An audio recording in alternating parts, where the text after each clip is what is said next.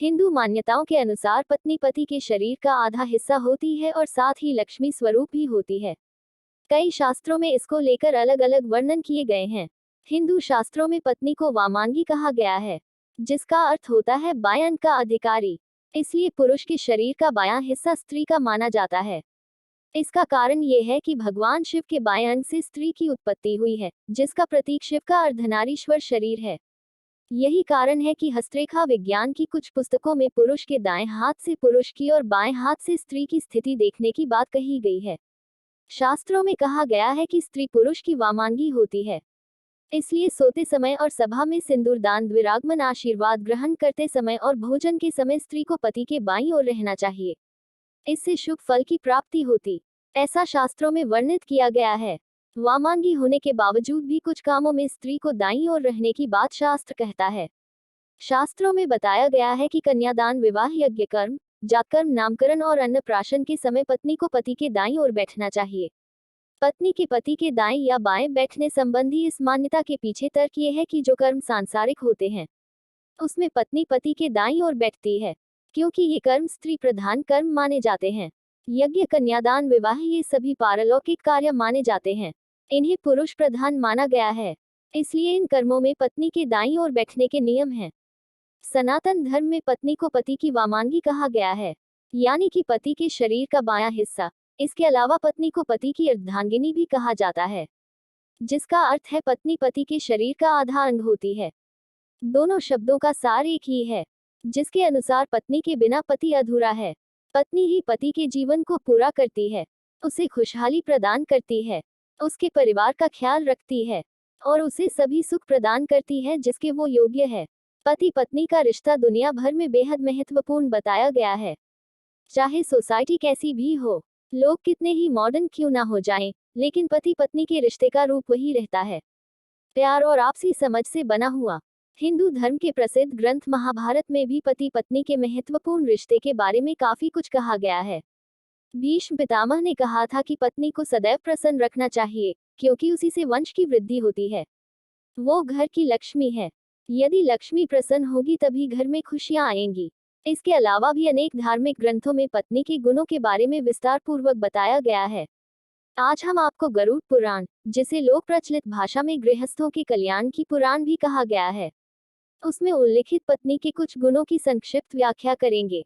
गरुड़ पुराण में पत्नी के जिन गुणों के बारे में बताया गया है, उसके अनुसार जिस व्यक्ति की पत्नी में ये गुण हो, उसे स्वयं को भाग्यशाली समझना चाहिए।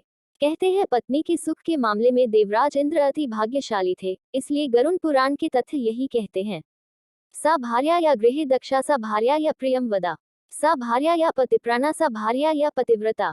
गरुड़ पुराण में पत्नी के गुणों को समझने वाला एक श्लोक मिलता है, यानी जो पत्नी गृह कार्य में दक्ष है, जो प्रियवादिनी है, जिसके पति ही प्राण है, जो पतिप्रायणा है, वास्तव में वही पत्नी है।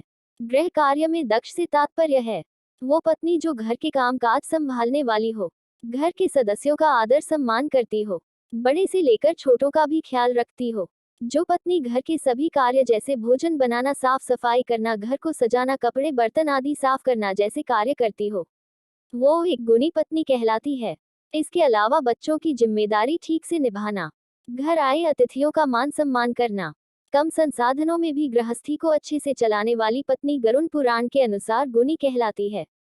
ऐसी पत्नी हमेशा ही अपने पति की प्रिय होती है। प्रियवादिनी से तात्पर्य है मीठा बोलने वाली पत्नी।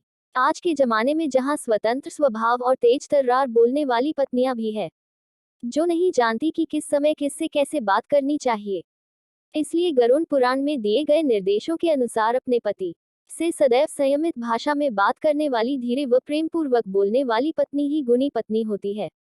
पत्नी द्वारा इस प्रकार से बात करने पर पति भी उसकी बात को ध्यान से सुनता है, उसकी इच्छाओं को पूरा करने की कोशिश करता है।